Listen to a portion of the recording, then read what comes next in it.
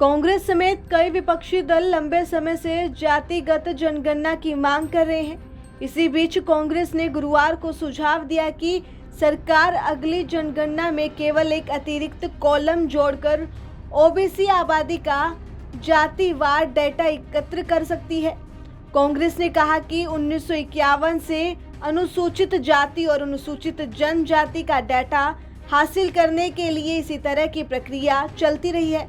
विपक्षी पार्टी ने कहा कि सरकार के इस कदम से अफर्मेटिव एक्शन यानी कि वंचित समूहों के सदस्यों को सहायता देने के आधार को और मजबूती मिल सकती है। आपको बता दें कि केंद्र की ये मांग उस रिपोर्ट के बाद सामने आई है जिसमें कहा गया है कि केंद्र सरकार जल्द ही जनगणना करा सकती है। कांग्रेस महासचिव जयराम रमेश ने एक्स पर एक अखबार की रिपोर्ट साझा की जिसमें कहा गया कि केंद्र सरकार ने अभी तक अगली जनगणना प्रक्रिया आयोजित करने पर कोई फैसला नहीं किया है, लेकिन जाति गणना को शामिल करने के लिए डेटा संग्रह का विस्तार करने के लिए सक्रिय चर्चा चल रही है।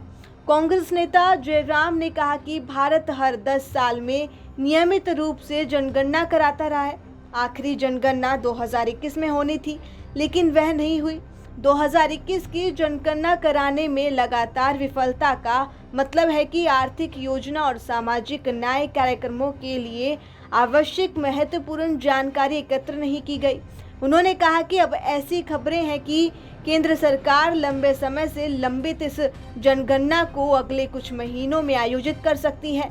जयराम रमेश ने कहा कि 1981 में बिना किसी कठिनाई के प्रत्येक जनगणना अनुसूचित जाति और अनुसूचित जनजाति की आबादी पर जातिवार डेटा एकत्र कराती रही है। ऐसे में केवल एक अतिरिक्त कॉलम जोड़कर ओबीसी आबादी का जातिवार डेटा भी एकत्र किया जा सकता है। उन्होंने कहा कि इसमें जाति जनगणना की व्यापक मांग भी पूरी होगी और सकारात्मक कार्रवाई कार्यक्रमों को और अधिक ठोस आधार मिलेगा। रमेश ने कहा कि जनगणना कराना अकेले केंद्र सरकार की जिम्मेदारी है। आपको बता दें कि कांग्रेस लंबे समय से जाति जनगणना की मांग कर रही है। अब कांग्रेस का तर्क है कि जनगणना के साथ ही सरकार को जाति जनगणना का रास्ता भी साफ करना चाहिए। इससे एससी, एसटी और ओबीसी को न्याय प्रदान करने का मार्ग प्रशस्त होगा।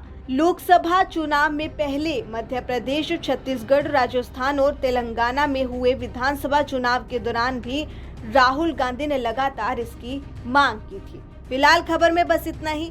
ऐसी तमाम बड़ी खबरें जानने के लिए जुड़े रहिए ब्यूरो रिपोर्ट्स के शिव टाइम्स पर।